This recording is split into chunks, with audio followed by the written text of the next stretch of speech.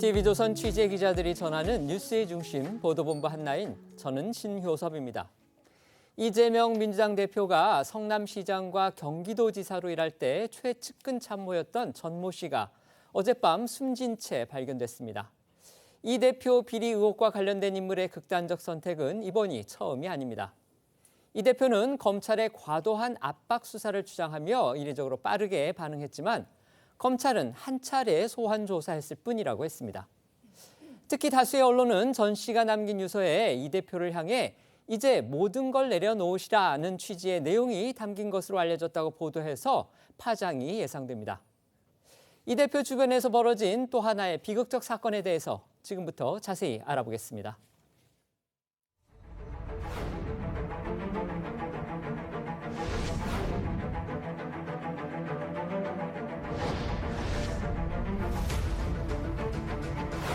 민주당 대표로서 과연 직무를 수행하는 것이 적합한지에 대한 저희 입장을 들을 것이 아니라 이재명 대표 입장을 좀 듣고 싶습니다.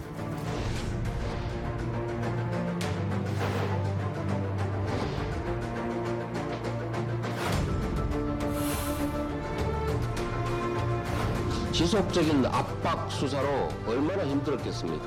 가혹한 수사는 없습니다. 무리한 수사는 없었는지 검찰 스스로 밝히기 바랍니다.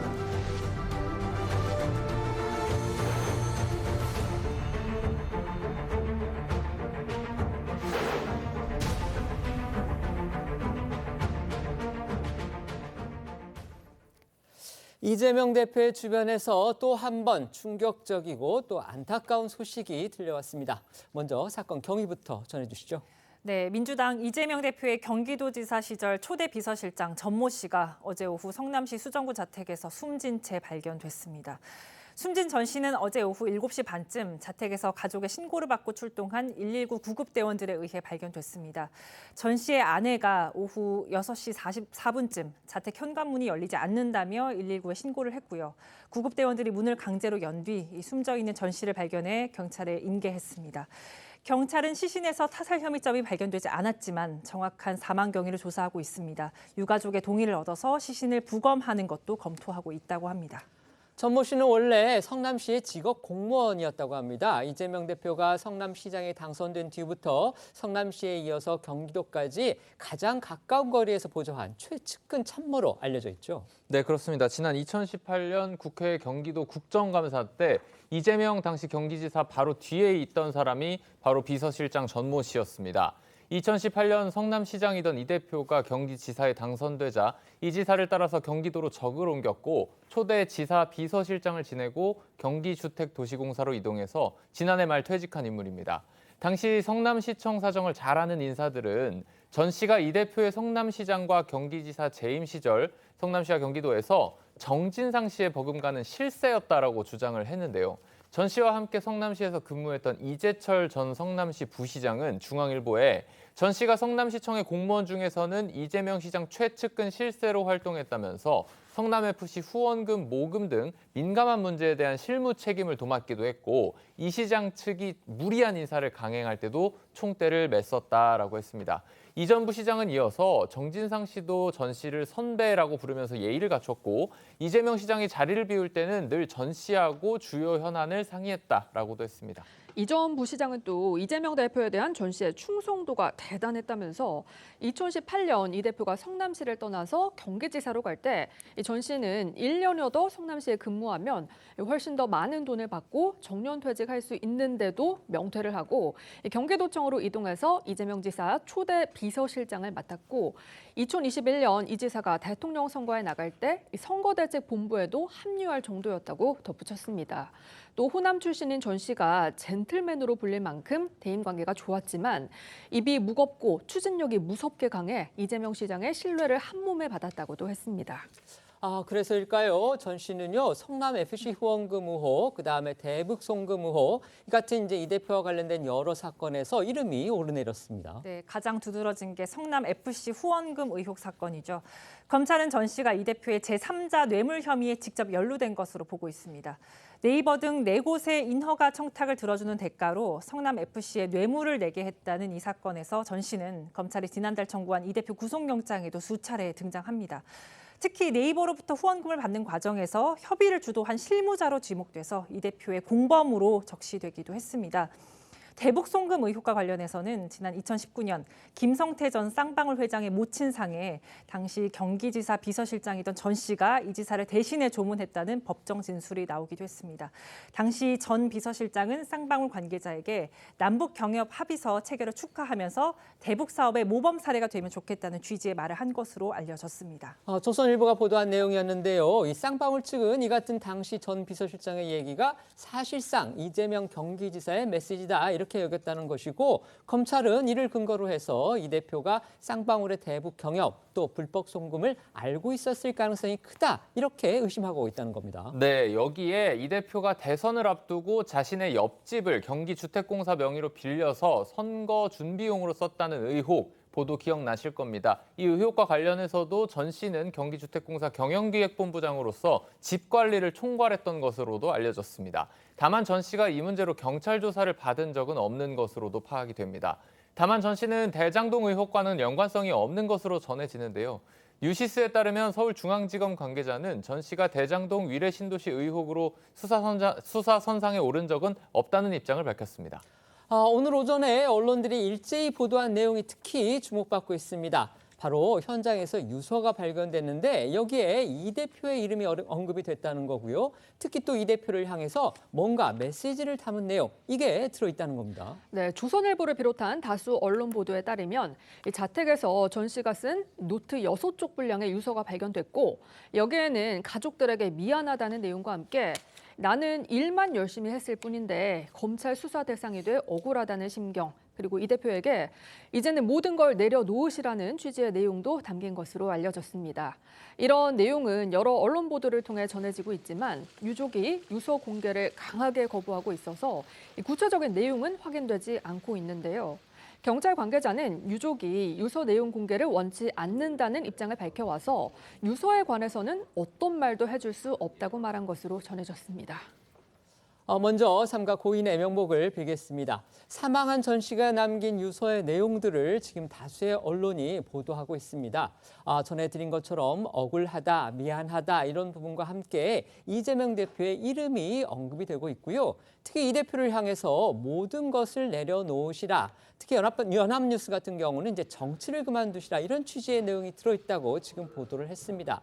물론 유족은 유서 공개를 거부하고 있고 또 경찰도 확인을 해주지 않고 있지만 다수의 언론들이 지금 보도한 내용이기 때문에 지금 신뢰성은 저희가 좀 둬야 될 것 같지 이렇게 생각이 되는데, 과연 그런데 이게 어떤 의미일지 이 부분이 저희가 지금 궁금한 겁니다. 먼저 패널들께 여쭤보겠습니다. 자, 어떻게 생각하십니까? 일단 한 분의 그 안타까운 소식 앞에서 어떤 정치적인 입장에서 얘기를 한다는 게 참 무겁긴 합니다. 마음이 되게 무거운데요. 일단은 뭐 가까이서 아마 일을 하셨기 때문에 검찰에서 뭐 어떤 사실관계라든지 그다음에 아마 그 성남시라든지 경기도지사 도지사 시절까지 뭐 거의 모든 부분들을 아마 확인하는 작업을 했을 것이라고 저는 생각을 합니다. 뭐 이분이 피의자로 지금 피의자로 입건된 사건도 있고 아니면 그냥 참고인도 된 것이 있는데 아무래도 그런 검찰의 어떤 강도 높은 수사가 조금 압박을 하지 않았냐라는 생각을 하고요. 참 이재명 대표로서는 상당히 안타까운 일이죠. 어찌 되었든 간에 뭐 본인이 직접적으로 관계는 없을 수도 있죠. 이 죽음과 직접적인 관계가 없을 수는 있지만은 어찌 되었건 간에 자신이 아끼고 과거에 같이 일을 했던 분이 이러한 극단적인 선택을 하게 돼서 참 이렇게 즐거운 행복한 세상을 같이 하지 못하는 부분에 대해서 많이 마음이 안타까우려 생각이 들고요. 오늘 또 마침 오늘 경기도 현장 최고위를 해서 오늘 오후에도 민생 일정이 있는 것으로 알고 있습니다만은 상당히 참 본인이 이걸 강행하기가 쉽지는 않은 상황이라고 보입니다. 그렇다고 한다면 저는 일단 전문이 먼저 돼야 될 것 같고요. 그다음에 언론에서 너무 지금 조금 앞서가는 것은 아닌가. 그러니까 뭐 정치를 그만두셔라라는 내용이 연합뉴스만 네. 지금 제목으로 보도를 했습니다. 어떤 내용인지 정확하게 모르겠습니다. 네. 유서를 지금 공개가 되고 있지 않은 상황이기 때문에 그 내용을 알게 되면 뭐 더욱더 아무래도 명쾌해지겠지만은 아마 좀 이재명 대표를 아끼는 입장이었겠죠. 또 본인으로서는 억울한 일이었고요. 그렇기 때문에 이 부분에 대해서는 조금 언론이 너무 자극적으로 몰아가지는 않았으면 좋겠고 이재명 대표도 충분히 죽음에 아마 문상 가서 아마 그러니까 뭐 이러한 기원을 하지 않을까라는 생각을 해봅니다. 언론들은 지금 말 그대로 그 사실 팩트만 보도를 했습니다. 거기에 대해서 어떤 코멘트를 하거나 지금 해석을 단 그런 언론 보도는 제가 보지를 못했습니다. 그런 전제에서 저희가 그냥 해석을 한번 부탁을 드리는 겁니다. 말씀해 주시죠. 일단은 전 씨는 70년대 말에 공직에 입문해가지고요. 2019년에 이제 경기도에서 퇴직할 때까지 40년 넘게 공직 생활을 하신 분이에요. 그런데 이재명 시장의 재선 이후인 2014년부터 아주 성남시 핵심 보직을 맡았거든요. 행정국장, 비서실장, 기조실장. 게다가 이제 2018년에 이재명 대표가 경기도지사가 되니까 거기 또 비서실장까지 하게 됐는데 이 말은 무엇이냐면은 누구보다도 이재명 대표의 신임을 받았다는 이야기고 그 말은 뭐냐면은 이재명 대표의 시장과 지사 시절에 대부분의 중요한 일들을 다 잘 안다 이 이야기란 말이에요. 그런데 언론에서 보도되는 것과 마찬가지로 유서에서 이재명 시장한테 모든 걸 다 내려놓으시라 이런 취지의 그 이야기가 있었다라고 하는 거는 제 개인적인 생각입니다만 모든 것을 굉장히 잘 아는 전 씨가 이재명 대표의 이른바 사법 리스크를 극복하는 것이 쉽지는 않을 것이다. 이렇게 판단을 갖다가 하고 여기에 대해서 이제 마지막으로 이 세상을 갖다가 하직하면서 이재명 그 대표에게 조언을 한 것이 아닌가 저는 그렇게 판단이 됩니다. 전 씨의 유족들은 전 씨가 최근 언론의 이름이 오르내리는 것에 굉장한 스트레스를 받았다고 주장하는 것으로 전해집니다. 앞서 전해드린 것처럼 전 씨는 지난 1월 이화영 전 경기도 부지사 사건 공판에서 김성태 전 쌍방울 회장의 모친상에 전 씨가 이재명 대표 대신 조문을 왔다는 증언이 나오면서 이름이 거론된 바 있는데 이러한 내용이 언론에 보도되면서 전 씨가 상당한 스트레스를 받았다는 겁니다. 다만 전 씨는 숨지기 전까지는 별다른 특이점을 보이지 않은 것으로 전해지고 있고요. 숨진 전 씨의 빈소는 성남시 의료원에 마련됐고 발인은 내일로 예정돼 있습니다. 성남시장과 경기도지사 시절에 자신의 이제 최측근이었고 또 본인이 받고 있는 성남FC 의혹 등에도 연루된 전 씨 사망에 대해서 이 대표 지금 아까 우리 변호사님도 말씀하셨듯이 상당히 심경이 복잡하고 착잡할 것으로 보입니다. 어쨌든 이 대표 즉각 또 입장을 밝혔습니다. 네, 전 씨의 사망 소식이 알려진 뒤에 정치권에서 가장 주목이 된 건 아무래도 이 대표가 어떤 입장을 내놓을지였습니다. 공교롭게도 오늘 오전에 이 대표가 자신의 정치적 고향인 경기도에 가서 최고위 회의, 현장 최고위를 여는 등의 일정이 있었습니다. 이 대표가 전 씨의 사망을 언급한 건 수원시 경기도 의회에서 열린 말씀드렸던 현장 최고위 마지막 발언에서였습니다. 이 대표는 먼저 어제 믿을 수 없는 부고를 들었다면서 자신이 만나본 공직자 중에 가장 유능했던 공직자가 스스로 생을 마감했다고 입을 뗐습니다. 그러면서 전 씨가 검찰의 압박 수사로 매우 힘들어했다라고도 했는데요. 이 대표의 목소리 들어보시죠. 어제 믿을 수 없는 부고를 접했습니다. 제가 만난 공직자 중에 가장 청렴하고 가장 성실하고 가장 헌신적이고 가장 유능했던 한 공직자가 스스로 생을 마감했습니다. 자랑스러운 공직 생활의 성과들이 검찰의 조작 앞에 부정을 당하고 지속적인 압박 수사로 얼마나 힘들었겠습니까? 저를 둘러싼 모든 사람들이 저와 인연을 맺었던 모든 사람들이 수사 대상이 되고 있고 그야말로 본인뿐만 아니라 그 주변까지 다시 2차, 3차로 먼지 털듯이 탈탈 털리고 있습니다. 검찰이 이분을 수사한 일이 없다 이렇게 선을 그었다는데 이분 반복적으로 검찰에 수사받았습니다. 그리고 검찰의 압박 수사에 매우 힘들어했습니다. 사냥의 대상이 되면 피할 수가 없는 모양입니다. 죽거나 조작에 의해서 감옥을 가거나. 이 대표 요약하면 전 씨의 사망은 검찰의 강압 수사로 인한 것이다. 이렇게 지금 규정을 하면서 검찰을 아주 강하게 비판했습니다. 네, 이 대표의 이런 반응은요. 앞서 유한기 전 성남도계공 본부장 사망 당시와도 비슷합니다. 당시에도 이 대표는 검찰을 향해서 몸통은 그대로 놔두고 엉뚱한 데를 자꾸 건드려 참혹한 결과를 만들어낸다고 비판했었는데요. 오늘은 그 수위를 좀 더 높여서 검찰의 미친 칼질을 도저히 용서할 수 없다는 등 격한 발언을 쏟아냈고요. 발언 중에는 목이 맨 듯 중간중간 말을 멈추기도 했는데요. 이런 이 대표의 발언은 약 10분이나 이어졌습니다. 이 대표의 목소리 조금 더 들어보겠습니다. 국가 권력을 정치 보복에 사용하면 그게 깡패지 검사입니까? 이 억울한 죽음들을 두고 정치 도구로 활용하지 마십시오. 이게 검찰의 과도한 압박 수사 때문에 생긴 일이지 이재명 때문입니까? 수사당하는 게 제 잘못입니까? 주변까지 털어대니 주변 사람들이 어떻게 견뎌합니까? 그야말로 광기입니다. 광기. 검찰의 이 미친 칼질을 도저히 용서할 수 없습니다. 이 대표의 발언이 전해졌을까요? 검찰도 이에 대응해서 또 입장을 냈습니다. 네, 검찰은 숨진 전 씨에 대한 검찰 조사가 단 한 차례였다고 밝혔습니다. 지난해 12월 26일 성남FC 사건과 관련해 수원지검 성남지청에서 피의자 신분으로 한 차례 영상 녹화 조사를 받았고 이후 별도 조사나 출석 요구는 없었고 다른 검찰청도 조사나 출석 요구를 한 적은 없다고 설명했습니다. 또 최근 이화영 전 부지사 재판에서 전 씨가 2019년 김성태 전 회장 모친상에 조문 왔었다는 증언이 나온 것과 관련해서도 출석 요구를 한 적은 없다고 밝혔습니다.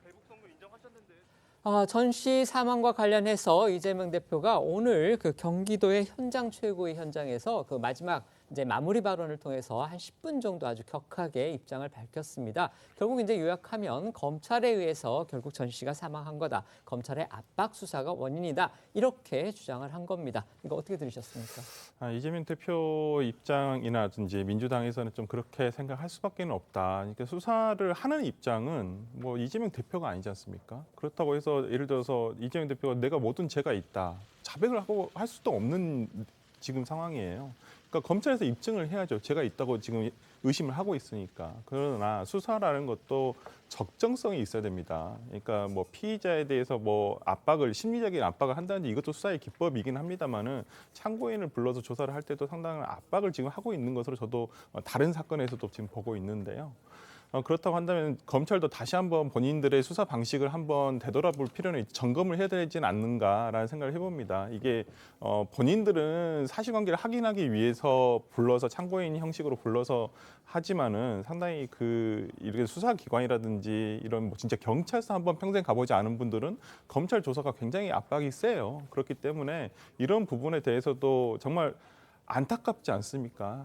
한 가정의 가장이자 정말 누군가의 아버지고 누군가의 남편이고 그렇다고 한다면 이런 부분에 대해서 검찰로서도 한 번쯤은 자신들의 수사가 강도가 적정했는지 다시 한번 점검하고 가는 계기가 됐으면 좋겠습니다. 네, 말씀해 주시죠. 저는 이 대표 발언이 상당히 불편합니다. 왜냐하면 이재명 대표의 특징이 무슨 일이 생기면 타인한테 책임을 전가해요. 그것도 주로 검사한테 그냥 기승전검 이런 식인데 그런데 또 이 대표의 주장이 사실관계에도 부합한다고 생각이 안 되거든요. 검찰의 미션이 뭡니까? 검찰이 왜 우리나라에 있습니까? 범죄 수사라고 있는 거고요. 범죄 수사에 필요성이 있으면은 참고인이든 피의자든 불러가지고 조사하는 건 당연한 거 아니겠습니까? 만약에 이재명 대표의 주장대로 강압 수사가 있었다라고 하면 저희 옛날에 뭐 초임 때나 그럴 때는 진짜로 검사가 사람 때리기도 하고 그랬었는데 요즘은 그런 거 전혀 없거든요. 만약에 그런 게 있었으면 벌써 이미 오픈이 됐었을 거고 하다못해 유서에라도 무슨 흔적이라도 남겼을 텐데 그런 내용은 제가 봤을 때 없을 것 같고요.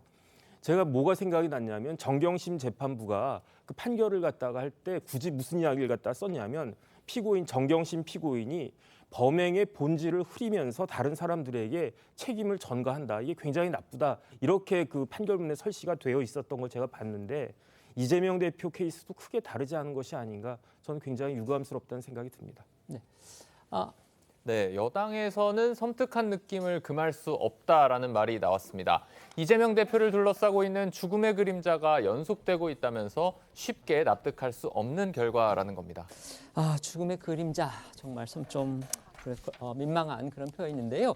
어제 전 씨까지 포함해서 지금 이 대표 주변 인물이 사망한 일 벌써 5번째다. 이렇게 언론들이 보도하고 있습니다. 그렇습니다. 이 대표 주변 인물 가운데 처음 사망한 인물은 앞서 언급됐던 유한기 전 본부장이었습니다. 유 전 본부장은 대장동 의혹과 관련해서 뒷돈을 챙긴 혐의로 구속영장이 청구됐다가 2021년 12월 10일 고양시 자택 인근에서 극단적 선택을 해서 숨졌습니다. 이어 같은 달 21일엔 대장동 개발의 실무 책임을 맡았던 김문기 전 성남도계공 개발 1처장도 성남시 사무실에서 극단적 선택을 했었습니다. 이때는 이제 이 대표가 김문기 전 처장이 하위 직원이기 때문에 기억이 나지 않는다 이렇게 또 얘기를 했었죠. 그렇습니다. 그리고 지난해 1월에는 이 대표의 변호사비 대납 의혹을 처음 제보한 시민단체 대표가 서울의 한 모텔에서 숨진 채 발견이 됐는데 다만 이 씨는 극단적 선택이 아니라 지병으로 사망한 것으로 최종 결론이 났었고요. 7월에는 이 대표 배우자 김혜경 씨의 법인카드 유용 의혹의 핵심 인물 배모 씨의 지인인 40대 남성이 극단 선택으로 숨졌습니다. 이렇다 보니 여당은 이재명 대표 방탄을 이러한 사태의 근본 원인으로 보고 있는데요. 오늘 김기현 대표의 목소리 들어보겠습니다. 이재명 대표를 둘러싸고 있는 죽음의 그림자가 연속되고 있어서 섬뜩한 느낌을 금할 수가 없습니다. 이유 이하를 막론하고 이재명 대표가 그동안 걸어왔던 과정에서 많은 분들이 관계인이라고 할 수 있는 많은 분들이 계속해서 유명을 달리한다. 이것은 국민들께서 쉽게 납득하기 어려운 결과라고 생각합니다. 민주당 대표로서 과연 직무를 수행하는 것이 적합한지에 대한 많은 심사숙고가 필요하지 않겠나 생각합니다. 또 여당에서는요, 다음 죽음을 막을 수 있는 사람은 오직 그분이라거나 국민을 보호하기 위해서라도 이 대표를 빨리 구속시켜야 한다는 말도 나왔습니다. 성일종 정책위의장은 오늘 회의에서 이 대표 주변에서는 끔찍한 죽음의 랠리가 공포 영화가 아닌 현실이 되고 있다면서 도대체 어떤 말 못할 비밀이 그리 많기에 측근들이 세상을 뜨고 있는지 오직 한 사람, 그분이 입을 열어야 한다고 했습니다. 김재원 최고위원은 한 라디오에 출연해서 이 대표와 관련된 분들이 계속적으로 비극적인 선택을 하고 있다는 우려와 함께 이 대표를 구속시키는 게 이 비극을 끝내는 길이 아닐까 생각한다고 말했는데요. 두 사람의 목소리 들어보겠습니다. 당을 방패 삼아 요새를 구축하고 있는 이재명 대표만이 6번째, 7번째 죽음을 막을 수가 있습니다. 이재명 대표와 관련된 분들이 계속적으로 이렇게 비극적인 선택을 하고 있는데요. 이제 우리 국민을 보호하기 위해서라도 이재명 대표를 빨리 구속시키는 것이 이 비극을 끝내는 길이 아닐까 생각합니다. 국민의힘 그다음에 일부 언론들은 이렇게 이 대표 주변에서 잇따라서 이런 극단적 선택이 이어지고 있는 부분과 관련해서 여러 가지 비판을 하고 있습니다. 하지만 지금 민주당 그리고 이재명 대표 측에서는 그 같은 극단적 선택하고 이재명 대표를 연관시키는 것 자체가 그거는 옳지가 않다. 아무런 합리적 근거가 없는 것이다. 이렇게 지금 반박을 하고 있고요. 민주당에서는 오늘도 검찰 수사를 비판하는 목소리가 아주 강하게 나오고 있습니다. 네, 앞서 들으신 이 대표의 발언처럼 민주당에서는 전 씨의 사망을 두고 검찰을 향한 비판을 쏟아냈습니다. 오늘 민주당 회의에서는 비통하다, 좌시하지 않겠다. 윤석열 검찰은 강압 수사를 멈춰달라는 등 이 검찰을 규탄하는 발언이 쏟아졌고요. 또 민주당 검찰 독재 정치 탄압 대책위는 입장문을 내고 수단과 방법을 가리지 않고 야당 대표를 범죄자로 만들겠다는 검찰의 간악한 집착이 결국 황망한 죽음을 불러오고 말았다고 했습니다. 오늘 민주당의 목소리도 이어서 들어보시죠. 어제 억울한 죽음, 안타까운 죽음이 발생했습니다. 검찰의 가혹한 수사는 없었는지, 무리한 수사는 없었는지 검찰 스스로 밝히기 바랍니다. 민주당은 좌시하지 않겠습니다. 마지막으로 한 말씀 드리겠습니다. 윤석열 검찰은 강압 수사를 멈추십시오. 이 대표는 성남시 의료원에 마련된 전 씨 빈소 조문을 위해서 오늘 오후 일정을 전면 취소했습니다. 다만 이 대표는 취재진들의 관련 질문에는 답변을 하지 않았고요. 이에 앞서서 시대전환 조정훈 의원은 SNS 글에서 이 대표님 제발 죽음의 정치를 멈추십시오. 제발 오늘만큼은 고인의 문상을 다녀오시길 부탁드린다라면서 이 대표의 조문을 촉구하기도 했었습니다. 관련 질문을 받은 이 대표의 모습도 잠시 보고 오시죠. 빈소 가는 게 가보셨는지 혹시 유서 내용들이 좀 흘러나오고 있는데 대표님께서 뭐 내려놓으셔야 한다 이런 얘기도 포함되어 있다고 하셔가지고 어떻게 평가하세요? 빈소 방문을 어떻게 하실지나 혹시 뭐 고인이랑 마지막으로 연락하신 건 언제세요? 죄송합니다. 대검찰청에서는 보니까 영상조사만 한 번 받으셨다고 하시는데 말씀 들으신 거 있으세요? 전 씨의 사망을 놓고서 저렇게 지금 주고받은 여야의 발언들 어떻게 보셨습니까? 글쎄요, 전 씨가 왜 죽음에 이르게 됐는가? 그것이 이제 고인이 돌아가신 지금 이 상황에 있어서 어떤 의미가 있나, 큰 의미가 있나, 저는 굉장히 회의적이고요. 그런데 제가 보니까 사실 대선 전에 3명이 그 세상을 달리했고 대선 후는 요번이 이제 2번째인데 더 중요한 건 뭐냐면요. 이 전 씨는 이전에 있던 어떤 사람들과도 비교할 수 없는 이재명 대표의 최측근입니다. 그런 분이 저렇게 이제 다른 세상의 길을 가게끔 된 것이 그것이 참 상당한 그런 충격이다 이 생각은 들고요. 결국은 이재명 대표의 의혹과 관련해가지고 진실을 밝히는 것이 가장 중요한 것이다. 저는 그렇게 생각합니다. 네, 말씀해 주시죠. 최측근이냐 아니냐가 중요한 건 아니라고 봅니다. 최측근이라고 얘기하신 분은 어찌 보면 정무적인 판단을 같이 하는 지금의 김용 전 부원장이라든지 정진상 실장 정도가 저는 최측근이라고 보고 돌아가신 분 같은 경우는 이제 공무원, 직업 공무원 출신으로서 이제 일을 같이 하면서 보통 그 어떤 이러한 행정적인 일에 대해서 상당히 신임을 가지고 일을 맡기셨던 것 같습니다. 근데 참 여당이나 야당이나 저는 오늘 이러한 그 여야에서 모두 쏟아내는 말들에 대해서 상당히 참 쉽게 동의는 다 안 갑니다. 이 부분을 가지고 정략적으로 이렇게 비판을 하고 그럴 일인가 뭐. 정치니까 그럴 수도 있다고 봅니다만은 저는 뭐 민주당에서 쏟아내는 말, 그다음에 국민의힘에서 쏟아내는 말, 그것이 이 한 사람의 죽음 앞에서 누군가는 그랬거든요. 정말 목숨은 이 전 지구보다도 무겁다고 했어요. 그런데 이러한 것을 어떻게든 정치적 이득이라든지 상대방을 비난하기 위해서 이렇게 얘기를 한다는 것이 저는 유가족에 대한 예의가 아니지 않는가라는 생각을 좀 해봅니다. 네. 이재명 대표를 겨냥해서 폭로를 이어가고 있는 유동규 전 본부장 역시 전 비서실장 전모 씨의 사망 소식에 대해서 지금 입을 열었는데요. 이재명 대표를 직접 비판했습니다. 네, 유 전 본부장은 오늘 오전 대장동 관련 재판에 출석하는 길에 취재진으로부터 전 씨 사망에 대한 질문을 받았습니다. 유 전 본부장은 숨진 전 씨가 여러 가지 이재명 대표의 사소한 것도 좀 많이 챙겼다고 생각한다면서 이 대표를 겨냥해서 본인은 항상 뒤로 물러나 있다고 비판을 했습니다. 그러면서 유 전 본부장은 자신도 자신이 기소된 사건에 대해서 책임을 지겠다. 이 대표 측도 책임질 건 책임져서 이런 일이 발생하지 않았으면 좋겠다라고 덧붙였는데요. 유 전 본부장 목소리도 들어봅니다. 일단 고인한테 명복을 한다는 말씀 드리고 싶고요. 본인이 좀 책임질 건 책임져야 되는데 본인은 항상 뒤로 물러나 있으니까 그렇습니다. 저는 제가 책임지겠습니다. 그분도 좀 책임질 것은 책임을 져서 이런 일이 좀 발생하지 않았으면 좋겠습니다. 그 전 비서실장께서는 어떤 역할 주로 하셨던 분인가요? 여러 가지 이재명의 어떤 사소한 것부터 다 좀 많이 챙겼다고 생각합니다.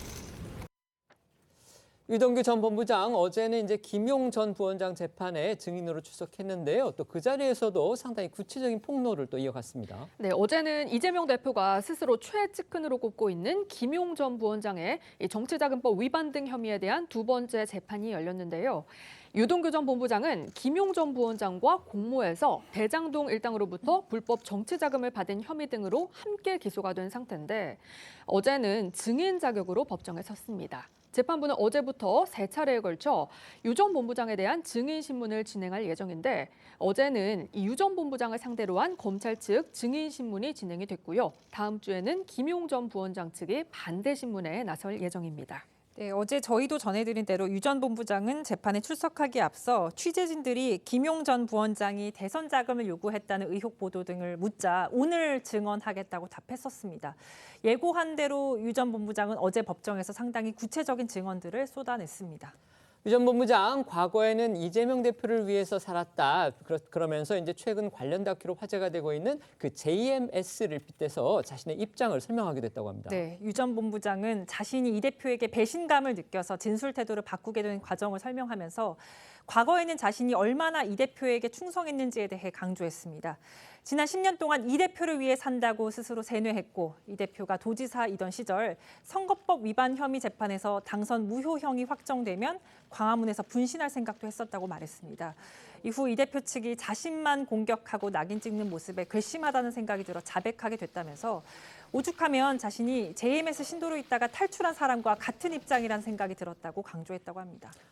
김용 부원장에게 돈을 전달하던 당시 상황도 또 상당히 구체적으로 묘사한 것으로 그렇게 알려졌습니다. 네, 유 전 본부장은 법정에서 돈을 전달할 때 골판지 상자와 쇼핑백 등을 사용했다면서 구체적인 상황도 설명을 했다고 합니다. 지난 2021년 6월 초에 남욱 변호사한테 5억 원을 받아서 이 중에 3억 원을 자신의 집 근처에서 김용 전 부원장에게 줄 때 현금이 무거우니까 쇼핑백 2개 겹쳐서 넣었는데 일부분이 벌어져서 스카치 테이프로 막았다고 말했다고 합니다. 증인 신문을 맡았던 검찰 역시 돈을 전달할 때 사용된 것과 동일한 골판지 상자를 법정에 직접 가져와서 선을 보이기도 했다고 합니다.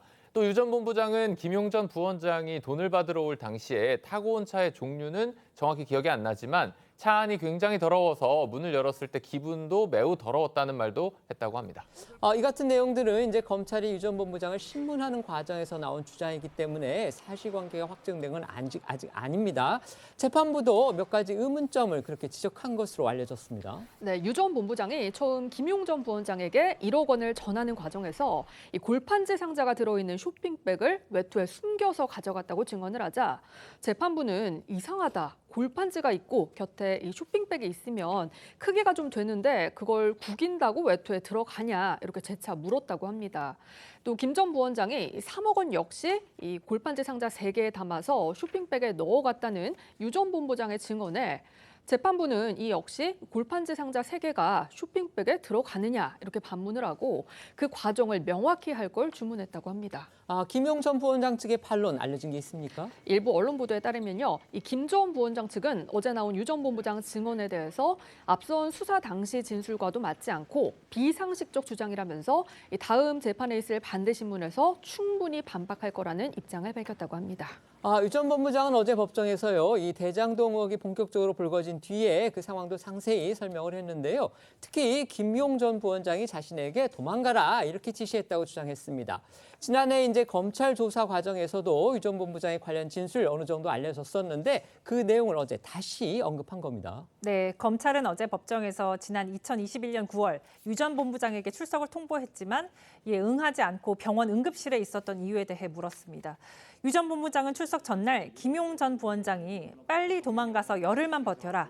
백두대간을 타든지 아니면 상한 음식을 먹고 배탈이 나서 병원에라도 입원하라며 도주를 종용했다고 주장하고 실제로 쓰레기통을 뒤져서 상한 음식을 먹고 배가 좀 아픈 것 같아서 응급실에 입원을 한 것이라고 말했다고 합니다.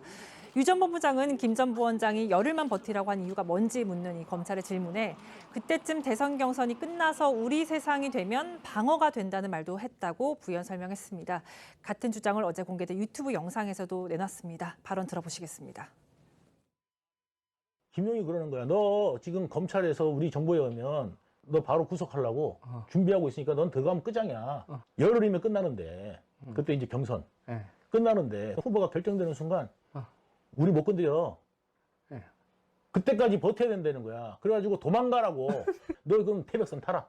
그래. 그럼 내가 그랬어. 앞뒤 맥락 지금 추운데 태백산 여기도 추운데 거기는 얼마나 춥겠냐. 나 뭐 아무것도 없는데 내가 산을 타는 사람도 아니고 평소에 무슨 진만이도 아니고 뭐 길을 알아 뭐를 알아. 너가 입원하면 너 안 건들겠다. 입원하면 그래서 병원 가래. 야 나가서 음식물 쓰레기통에도 먹으라.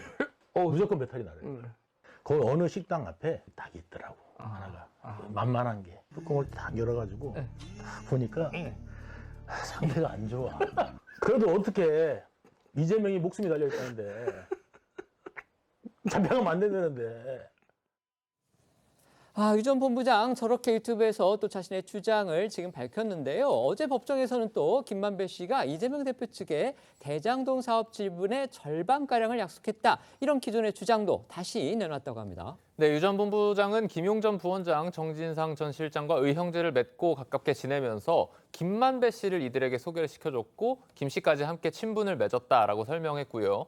김만배 씨가 대장동 사업자로 내정된 대가로 지분 절반에 해당하는 약 428억 원 상당을 이 대표 측에 주기로 약속을 했었다면서 이재명 대표에게도 다 공유가 된 사실이라고 주장했다고 합니다. 그러면서 유 전 본부장은 이 돈의 사용처에 대해서 정치를 하다 필요한 부분에 사용하기로 했다면서 저희 목표가 이 대표를 대통령 만드는 거였고 그걸 위한 자금으로 쓰자라고 한 것이라고 설명했습니다. 반면 김만배 씨는 428억 원 약속 의혹에 대해서 입을 다물고 있는 상황이고요. 이재명 대표는 지난 1월에 취재진들에게 관련 질문을 받았을 때 유동규의 진술이 증거가 되냐라며 강하게 반문하기도 했었습니다. 앞서 나온 이 대표 목소리도 들어보겠습니다. 대체 그렇게 말한 사실도 없지만 그렇게 했다는 증거가 어디 있습니까? 그 진술이 그렇게 나와. 누가 진술했답니까? 유동규 씨의 진술. 유동규 씨가 누구한테 말했답니까? 들었답니까? 유동규 씨가 진술이 어떻게 증거가 되죠? 유동규 전 본부장 지금 법정에서도 본격적으로 이 대표를 겨냥한 폭로성 증언 내놓고 있습니다. 물론 일방적인 주장이기는 합니다만 이제 법정에서 하는 거기 때문에 이게 위중죄로 나중에 처벌받을 수 있다. 이런 점을 감안을 한다면 유튜브라든지 아니면 검찰 조사에서 나온 그 발언과는 무게가 좀 다를 수 있다. 이런 지적도 나옵니다. 특히 어제 유튜브에서 한 발언 중에서는 이제 뭐 이전에도 잠시 또 거론이 되긴 했지만 물론 이제 김용 전 부원장의 얘기를 유동규 씨가 주장하는 거긴 합니다. 거기에 따르면 김용 부원장이 검찰에서 들은 정보다 이런 걸 전제로 해가지고서 여러 가지 얘기를 했다는 겁니다. 너 바로 구속하려면 준비하고 있다. 입원하면 안 건드리겠다. 이래서 뭔가 검찰 측하고 김용전 부원장 측이 뭔가 좀 소통하는 듯한 그런 뉘앙스를 유동규 씨가 어제 유튜브에서 또 주장을 한 겁니다. 이거 얼마나 사실일까요? 글쎄요. 지금 이제 그 유동규 씨가 유튜브에서 한 내용을 법정에서 똑같이 얘기를 하고 있다라고는 합니다. 근데 이제 유튜브 실제 보지를 않아서 잘 모르겠습니다만 유튜브에서 나와서 얘기하는 태도를 보면 만약 그 태도 그대로 법정에서도 한다고 한다면 제가 재판장이라면 저는 유동규 씨의 발언에 대해서 신뢰성을 상당히 갖기가 어렵다라고 생각을 합니다. 굉장히 가볍게 얘기하고 자신을 어찌 보면 자신의 혐의를 벗으려고 하면서도 과장되게 얘기하는 면이 있거든요. 그러니까 이것이 물론 사실에 기반한 얘기일 수도 있습니다. 그게 전부 거짓이라고 볼 수는 없지만은 어찌 보면 본인이 직접 겪지 않거나 어떠한 누군가로부터 들었다거나 이런 내용 등을 꼭 자기가 들었다거나 이런 전원의 형태로 저는 하고 있다라고 보이거든요. 이제 뭐 이것을 법리적으로 전문 증거로 봐서 뭐 증거 능력을 인정할지 안 할지는 이제 뭐 재판부가 판단하겠습니다만은 이 부분에 대해서는 저는 어저께 유동규 씨의 내용이라든지 그리고 뭐 어제 지금 우리 화면에 나오지 않았지만은 뭐 정진상이 그래서 서울지검장이나 너 때문에 지금 뭐 술을 마시고 있다. 정진상 씨가 서울지검장하고 뭐 서울지검장은 당연히 그 당시 보도가 나왔을 때 부인을 했고요. 과연 만나서 술을 마실 사이인가 그런 점도 상당히 의문이고 그렇기 때문에 저는 이 유동규 씨의 발언 자체가 그 태도라든지 그 내용도 모두 신뢰하기는 어렵다라고 보기 때문에 뭐 재판 단계에서 나중에 이제 뭐 우리가 판결문을 보겠습니다만은 과연 어떻게 해석이 될지는 상당히 의문이긴 합니다. 네, 말씀해 주십시오. 범죄로 기소된 피고인 입장에서요. 제일 난감한 건 뭐냐면 공범이 자백하는 거예요. 그런데 유동규는 공범도 그냥 공범입니까? 이재명을 그 주군으로 모시는 가신 의형제 4인방 중에 하나잖아요. 그런 사람이 나와가지고 저렇게 이렇게 구체적으로 이야기를 갖다 하고 있으니 김용 그다음에 넘어서 이재명 대표 입장에서는 아주 죽을 마실 것이다. 그런데 유튜브나 이제 법이 바뀌어가지고 검찰의 피신과는 달리 증언의 법정에서의 증언은 그 자체로 증거 능력이 있는 거예요. 그 신빙성을 얼마나 따질지는 이제 법원의 그 재판부의 이제 재량인 거고 어쨌든 증거 능력은 있는 거고요. 그런데 이제 유동규 씨가 어제 나와가지고 한 이야기는 검찰이 증인을 갖다 신청한 거거든요. 검찰 증인이에요. 그렇기 때문에 이제 검찰에서 이제 이야기했던 거 그대로 이야기를 갖다 한 거고 중요한 건 뭐냐면 다음 기일에는 이제 김용의 변호인이 반대 신문을 할 건데 그 반대 신문 할 때 어제 그 나왔던 그 내용 중에서 모순되나 그런 부분들을 잘 그 꼬집어내 가지고 어떻게 그 유동규의 저런 증언을 탄핵할 수 있을 것인가 거기에 이제 포인트가 맞추어질 건데 그렇게 해가지고 신빙성을 소각시키면은 이제 뭐 무죄도 받을 수 있을 건데 과연 그게 가능할 것인지 전 좀 의문이 듭니다. 네.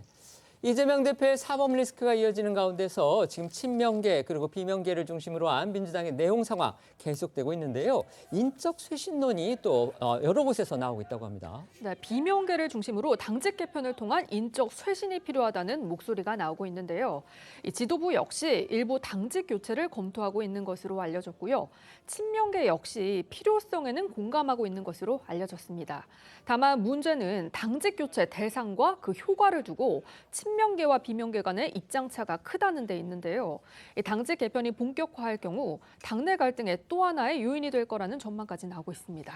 그러니까 친명계하고 비명계가 이 당직 어느 당직을 서로 이제 가져가느냐 이 부분을 놓고서 미묘한 신경전이 벌어지고 있다. 이렇게 지금 관측이 나오고 있는 건데요. 그 중심에 있는 거 바로 당 사무총장이다. 이런 지금 얘기들이 나오고 있습니다. 네, 일부 언론 보도에 따르면 비명계에서는 당 살림을 책임지는 당 사무총장 자리를 자신들 쪽 인사로 교체해 줄 걸 바라는 입장으로 알려졌는데요.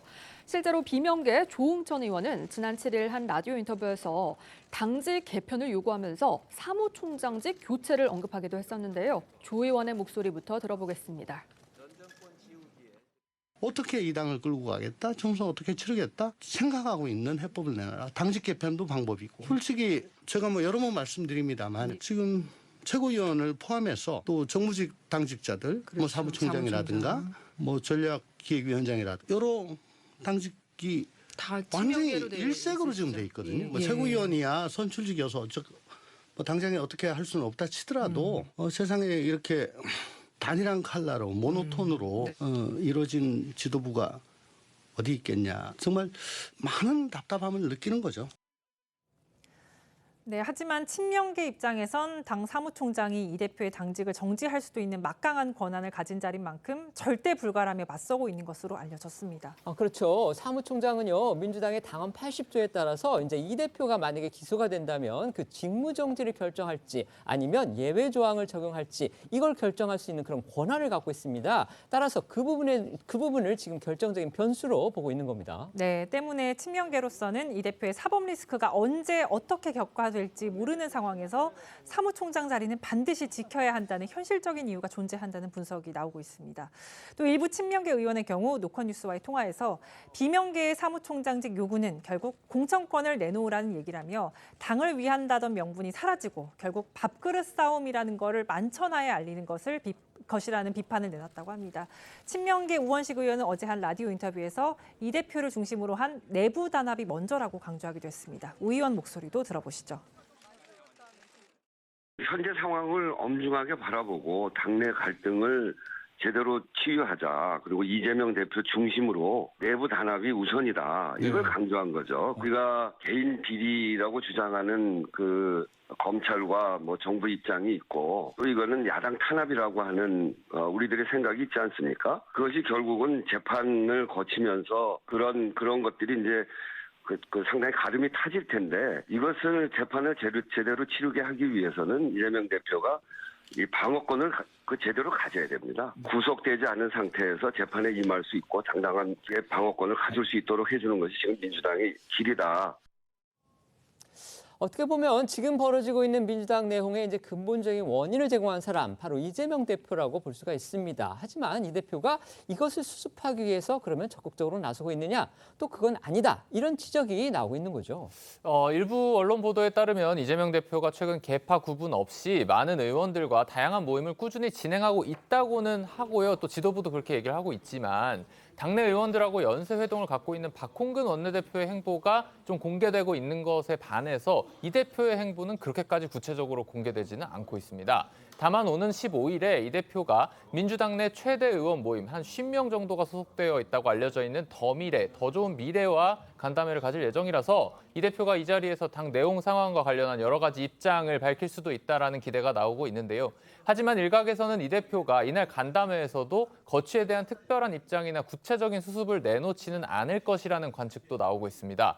관련해서 이 대표는 최근 취재진들과 만난 자리에서 당내 상황에 대한 수습책을 질문을 들었을 때 즉답을 피하는 모습을 보이기도 했습니다. 어제 당직 개편 가능성에 대한 질문이 나왔을 때는 웃으면서 하라는 얘기인가? 이렇게 되묻기도 했는데요. 영상으로 보시겠습니다. 대표님, 민주당이긴 해서 당 상황 관련해서 대표님이 먼저 좀 입법을 내놓아야 된다고 얘기가 나왔다고 하던데 좀 관련해서 계획하고 계십니까? 위원장이나 대변인 교체 좀 고려하고 계시는 게 있나요? 하라는 얘기예요? 말씀드린 것처럼 지금 민주당의 내분을 수습하기 위해서 그것도 수습할 수 있는 그런 방안으로 지금 비명계, 친명계 모두에서 나오는 얘기가 뭔가 인적 쇄신을 해야 된다. 결국 이제 당직 개편을 해야 된다. 이런 주장이 나오고 있습니다.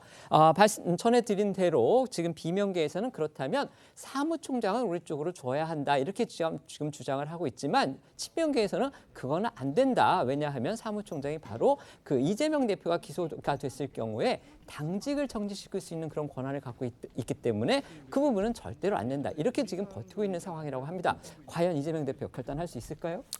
사무총장이라는 자리가 굉장히 중요하죠. 실질적으로 국민들은 이 사무총장에 대해서 잘 모르실 수도 있습니다만은 실제 총선에서 공천의 칼을 휘두르시는 분들이 대부분 각 당의 사무총장 자리입니다.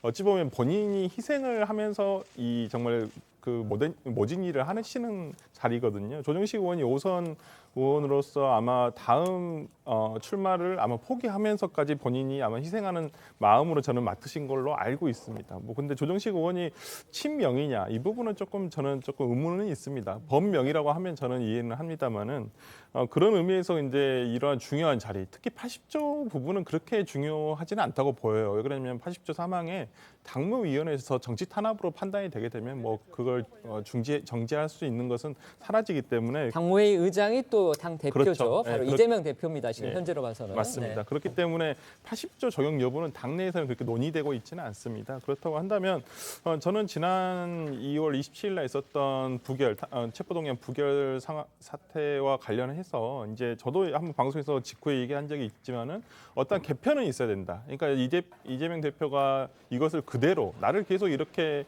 방탄만 해주라. 그리고 그냥 대화하자, 소통하자. 이것만으로는 저는 좀 부족하다고 보입니다. 어찌 되었든 간에 당직이라든지 이런 부분에 있어서 좀 개편은 돼야 된다. 쇄신을 해야지만 어찌 보면 이재명 대표의 반대편에 있으신 분들이 그러면 어떤 진정성을 믿고 갈 수 있다고 보이거든요. 저도 그렇다고 한다면 사무총장은 조금 중요한 자리이기 때문에 내주기가 쉽지는 않겠지만은 전략기획위원장이라든지 그리고 오늘 아마 오전 뉴스에 저도 봤지만은 내년 공천 시스템을 지금 만들기 위해서 또 TF를 만들었거든요. 근데 생각보다 TF 멤버들을 보니까 친명도 있지만은 소위 말하는 반명에 계신 비명에 계신 분도 상당히 많이 포진이 돼 있으세요. 저는 좀 그런 어찌 보면 뭔가 형식적으로 보여줄 수 있는 것을 이재명 대표가 좀 해주셨으면 좋겠다 생각합니다. 네. 일부에서는 이제 그런 얘기도 나오잖아요. 결국은 이재명 대표가 공천권을 내려놓고 뭔가 이제 객관적인 심사기관한테 맡기는 거 이게 가장 결단할 수 있는 내용일 것이다. 이런 얘기도 나오거든요. 어떻게 생각하십니까? 글쎄요. 그러면 그나마 낫겠죠. 저는 그런데 지금 이 시점에서 친명이냐 반명이냐 이게 뭐가 중요하냐. 당직 개편이 이게 무슨 의미가 있나 그런 생각하거든요.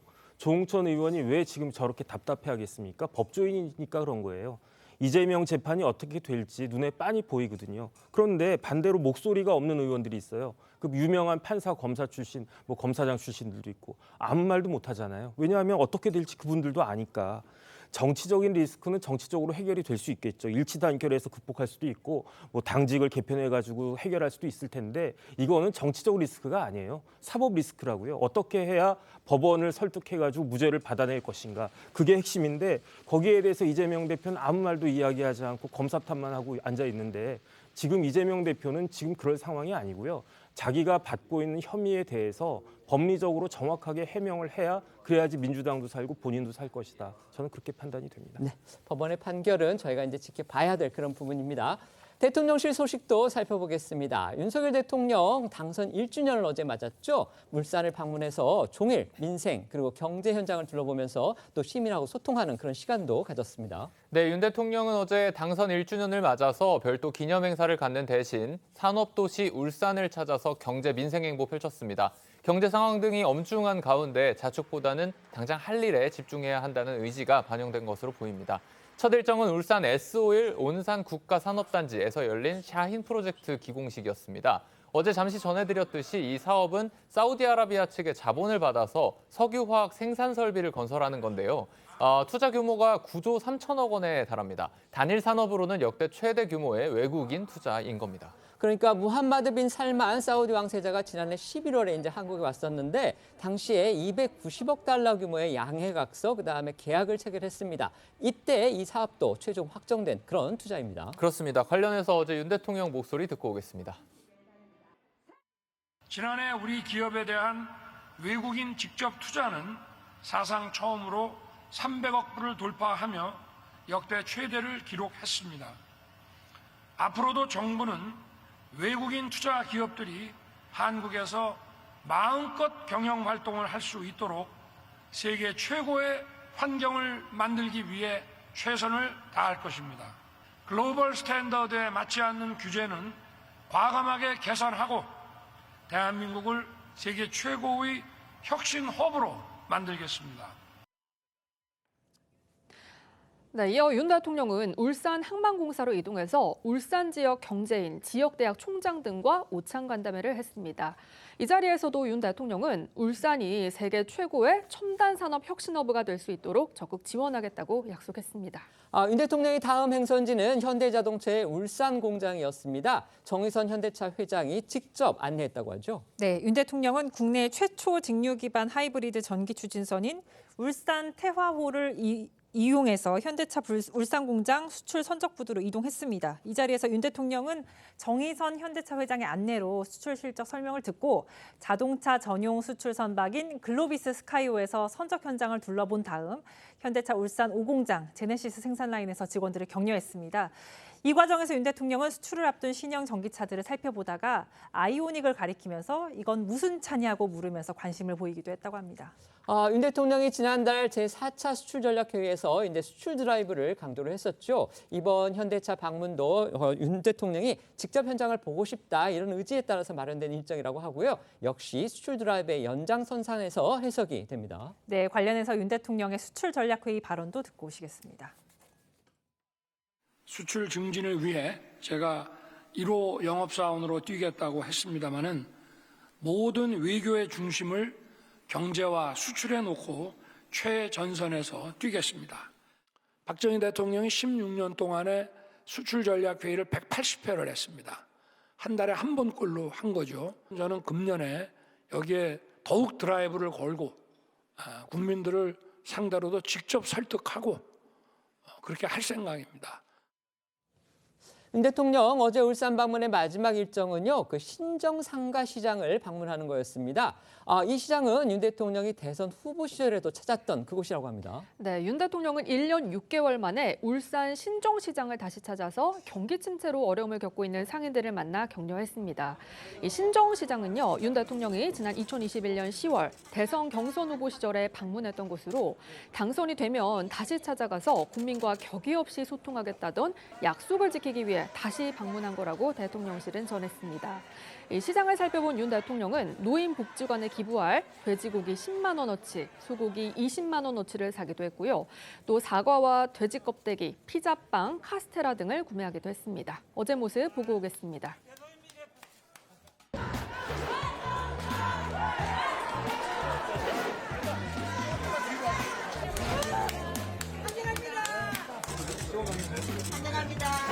부산 공부에 아주 잘 나오네요. 우아하게 나오는 겁니다.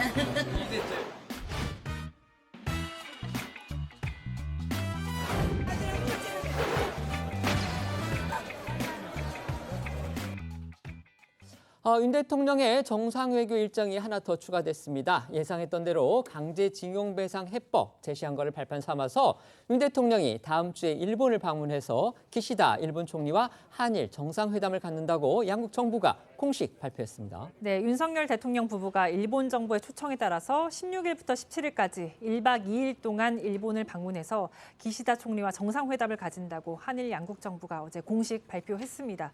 방일 기간 상세 일정과 관련해서는 일본 측과 조율하면서 준비 중이라고 대통령실은 설명했습니다.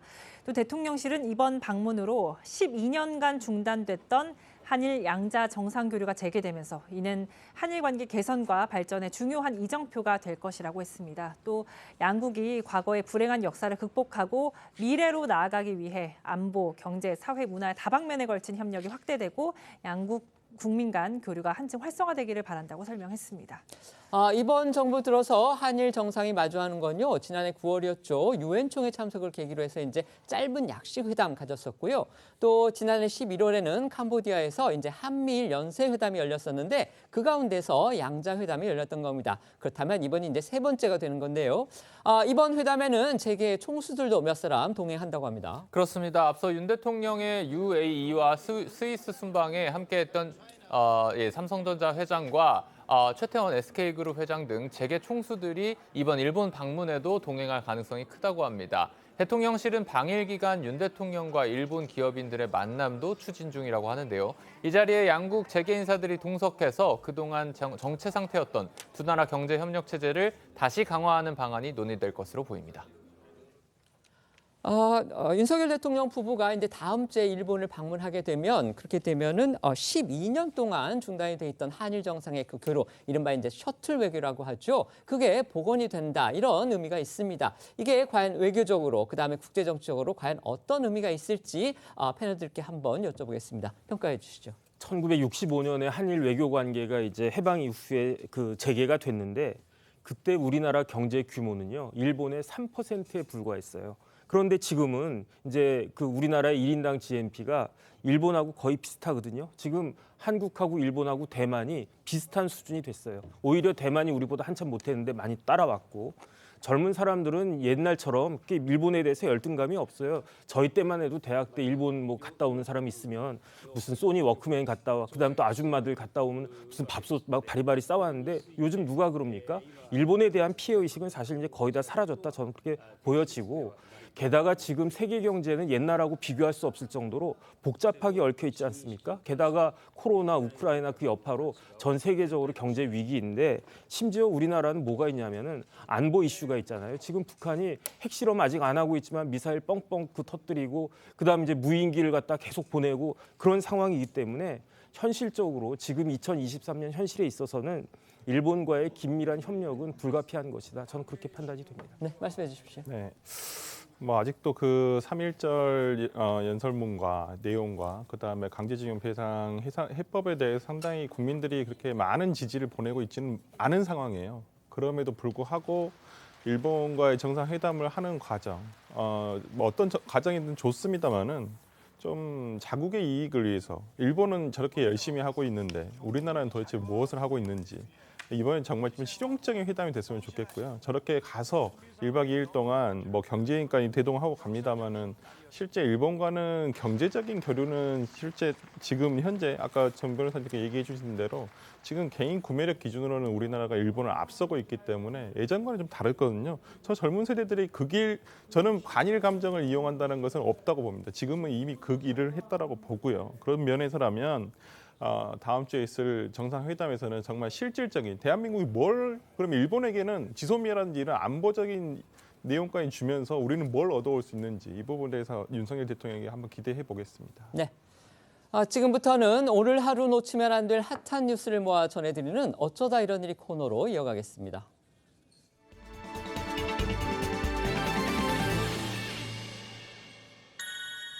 첫 번째 키워드는요, 2년 만에 몰수입니다. 이거 어떤 내용입니까? 네, 국정농단 사건 당시 삼성 측에서 이 최소원 씨 딸 정유라 씨에게 제공했던 말의 몰수 절차가 시작됐다고 합니다. 이 말은 지난 2021년 재판에서 뇌물로 판단이 돼서 이재용 회장에게 징역 2년 6개월이 선고되고 몰수 명령도 내려졌었는데요. 당시 삼성이 정 씨에게 준 말 3마리 가운데 라오싱이라는 말만 삼성에 반환된 탓에 이 몰수 대상은 이 라오싱에만 한정이 됐습니다. 과거 국정농단 청문회 당시 이재용 회장의 발언과 정유라 씨 발언 이어서 들어보겠습니다. 정유라 말 사주자, 지원하자 하는 아이디어는 누가 냈습니까?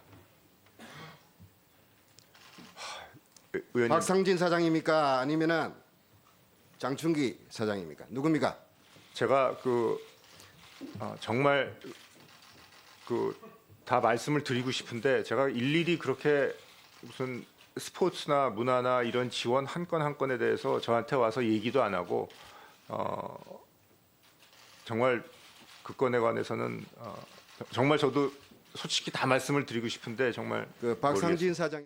삼성 스마트케어 의혹에 대해서 어떻게 생각하시나요? 사실상 본인을 위한 특별한 지원이라고 생각해 보신 적은 없으세요? 네, 딱히 그렇게 생각해 본 적은 없는데 일 끝나고 잘 모르겠습니다. 저는 그렇게 어머니한테 들은 게 있기 때문에. 뭐라고 말? 판결이 난 지가 지금 2년이 지났습니다. 그런데 왜 이제서야 몰수 절차가 시작되는 건지 그게 또 궁금합니다. 이게 인수인계가 잘 안 됐기 때문이랍니다. 박영수 특검팀은 재판 집행 기능이 없기 때문에 말을 몰수하는 업무를 검찰에 인계해야 하지만 그 과정이 제대로 이루어지지 않았다는데요. 검찰은 최근에야 이 말이 몰수되지 않고 삼성 측에 있다라는 걸 알았다고 합니다. 당연히 그동안 라우싱의 관리 비용도 삼성이 지불했던 것으로 알려졌는데요. 때문에 몰수가 늦어져서 삼성이 쓴 관리 비용을 검찰이 어떻게 보전해 줄지도 관건입니다. 한편 알려진 바에 따르면 라우싱은 몸값이 7억 원에 이른다는데요. 한국자산관리공사를 통해서 라우싱이 매각되면 판매 대금은 국고로 귀속되는 것으로 알려졌습니다. 두 번째 키워드는요. 딸과 샌들 지휘입니다. 북한 김정은 위원장의 소식입니다. 네, 그렇습니다. 김정은 위원장이 어제 또 딸 김주혜와 함께 탄도미사일 발사 훈련장에 나타났습니다. 공개된 사진에서 독특한 차림새가 포착됐습니다. 발 쪽을 보면 샌들을 신은 거를 확인할 수 있습니다. 군사훈련 장소에 샌들을 신는 것은 이례적인 데다가 또 계절을 생각해도 아직 샌들은 어색하기 때문에 혹시 건강상 문제가 있는지 여러 해석들이 나오고 있습니다. 김정은 위원장의 샌들은요, 2년 전에도 화제가 된 적이 있습니다. 지난 2021년 노동당 창건 76주년 기념 행사에 이 독특한 형태의 샌들을 신고 등장한 건데요. 당시에도 공식 석상엔 어울리지 않는다는 지적과 함께 건강에 문제가 있는 거 아니냐 이런 의혹이 함께 제기됐습니다. 당시 일부 전문가들은 무좀이 있거나 발바닥이 부어서 이 바람이 잘 통하는 신발을 신었을 가능성을 주장하기도 했습니다. 오늘 공개된 사진을 보면은요, 또 김정은 위원장 것으로 추정되는 그 휴대전화도 눈길이 끌었어요. 그렇습니다. 김정은 위원장 앞 탁상에 휴대전화가 놓여 있었는데요. 외형상으로 중국 제품인 것으로 추정이 됩니다. 그리고 어제 또다시 딸 김주혜가 동행한 것도 주목을 받고 있습니다. 공개된 사진에는 김주혜가 김정은의 지근거리에 머무는 모습이 보이는 반면에 아내인 리설주는 군 간부 뒤편에 반쯤 가려진 채 사진이 찍혀서 또 눈길을 끌었습니다. 한편 이날 다수의 사진이 공개가 됐지만 김정은의 여동생 김여정의 모습은 드러나지 않았습니다. 세 번째 키워드입니다. 탑7의 확정. 어제 방송된 미스터트롯2에서 결국 탑7이 결정이 됐습니다. 그렇습니다. 마지막 결승으로 갈 최종의 트롯스타들이 드디어 어제 탄생했습니다. 어제 신곡 미션으로 최종 탑7에 등극한 신성들은요. 안성훈, 박지현, 나상도, 진혜성, 최수호, 박성훈, 진욱 이렇게 7명입니다. 이 중 준결승전 1위 주인공은 안성훈 씨였는데요. 문자 투표에서 무려 30만 표에 가까운 지지를 받으면서 탄탄한 팬덤을 과시했고요. 또 마스터 최고 점수도 100점을 기록하면서 당당히 결승전 티켓을 거머쥐었습니다. 안성훈 씨는 어제 신곡 미션에서 유쾌한 댄스 트롯 싹가능으로 춤에도 흔들리지 않는 보컬을 선보였는데요. 함께 들어보겠습니다.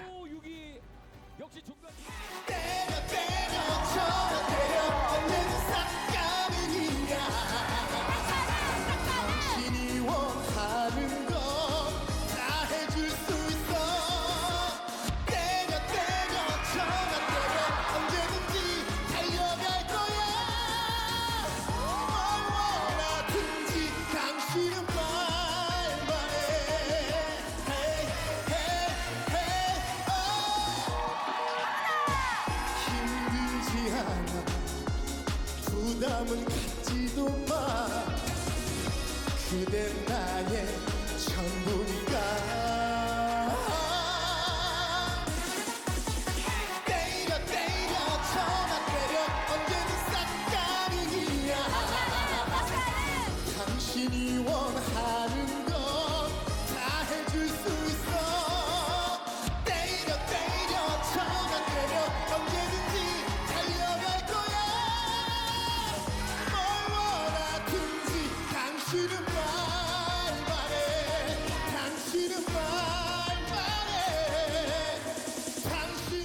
어제 순위 결정은요, 그 마스터 12명이 각각 100점씩 줘서 1200점, 그 다음에 국민들이 실시간 문자 투표를 해서 그 결과를 집계해서 가장 많은 사람이 800점을 가져가는 그런 구도였습니다. 그래서 어제 TV를 보면서 이제 많은 시청자분들께서 문자 투표를 보내주셨는데 그 숫자가 무려 177만 건이나 쏟아졌다고 합니다. 네, 그렇습니다. 톱10의 실력이 워낙 쟁쟁해서 마스터 점수로 승부를 가리기 쉽지 않았지만 문자 투표가 순위를 결정한 경우가 있었습니다. 바로 마스터 점수에선 꼴찌를 기록하면서 탈락 위기에 놓였던 진혜성 씨인데요. 문자 투표에서 역전을 하면서 단숨에 4위에 오르는 저력을 보여줬습니다. 알고 보니 혼수 상태가 작곡한 단짝으로 능천스러운 매력을 선보였습니다. 진혜성 씨의 무대 만나보시죠. 안녕하세요. 어떻게 이런 반전이 와, 전혀 사실은 생각을 못했는데 비장의 무기로 좀 흔들고 싶습니다. 흔들고 싶습니다. 인생은 단짠 달고 짠 거야 울다가도 웃는 거잖아 인생은 단짠 달고 짜니까 멋있는 인생 살만 나는 인생인 거야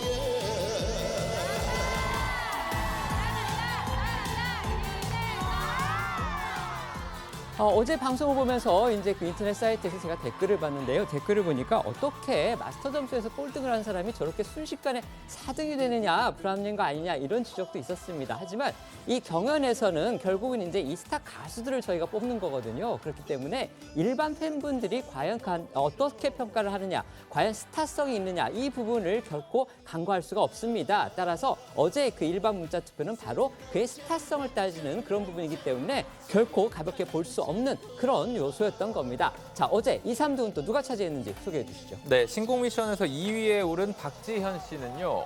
김종국의 한 남자, 크러쉬의 뷰티풀 등 수많은 명곡을 만든 작곡가 팀의 노래 깜빡이를 켜고 오세요를 선곡했고 3위의 나상도 씨는 임영웅, 박서진 등 인기 트롯 가수들과 작업해온 히트메이커 뽕모르의 콕콕콕으로 승부했습니다. 두 곡 모두 중독성 있는 가사와 멜로디로 지난 시즌1의 찐이야 같은 히트송의 가능성을 선보였다라는 평가 받고 있는데 여기서 나상도 씨와 박지현 씨의 무대도 만나보시죠.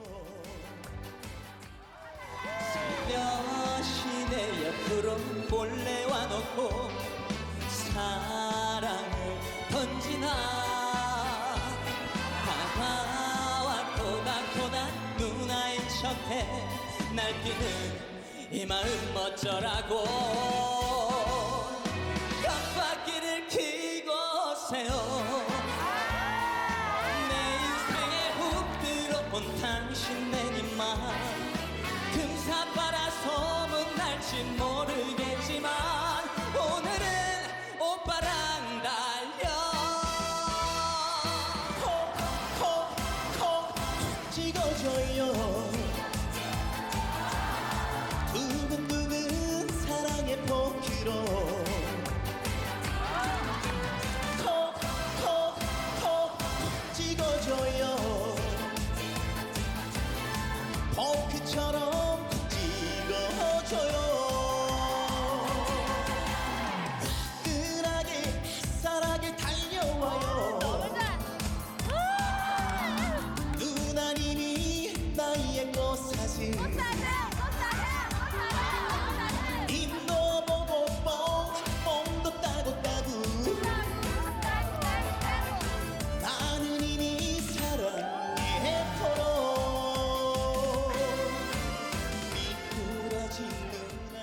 이전 경연에서 2번 연속 진에 올랐던 후보가 있었습니다. 바로 최수호 씨인데요. 그 최수호 씨의 무대도 또 상당히 관심을 끌었습니다. 네, 그렇습니다. 최수호 씨는 구희상 작곡가의 조선의 남자로 신나는 무대를 펼쳤습니다. 시작부터 시원한 고음으로 시작하는 국악 느낌의 트롯을 선보였는데요. 최수호 씨의 노래도 들어보시죠. 바람이 불고 파도가 쳐도 멈출 수 없는 이 생활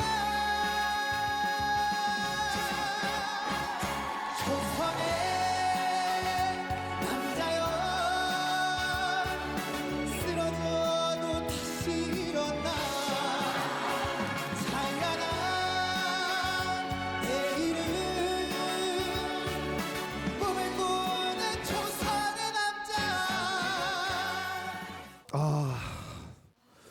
저의 노래인 것 같습니다. 저도 뭐 그 누구도 못지않은 그 조선의 남자거든요. 그래서 TV 조선의 뽕수마학당 그리고 사랑의 콜센터 그리고 화요일은 밤이 좋았까지 찬란한 내일을 위해 꿈을 꾸는 조선의 남자. 예. 너무 감동이 와서 지금 울컥했어요. 붐씨의 노래. 자, 이제 왕좌를 향한 단 하나의 무대만 남았습니다. 그렇습니다. 다음 주면 제2대 미스터트롯 진을 뽑는 긴 여정이 끝이 나는데요. 결승전 생방송은 평소보다 30분 빨리 방송될 예정이라고 하니까요. 다음 주 목요일 밤 9시 30분 새로운 트롯 히어로의 탄생 순간 놓치지 마시길 바라겠습니다. 저희는 1분 뒤에 다시 돌아오겠습니다. 오늘 준비한 소식은 여기까지입니다. 저희는 다음 주 월요일 오후 1시에 더 핫한 소식으로 찾아뵙겠습니다. 시청해 주셔서 고맙습니다.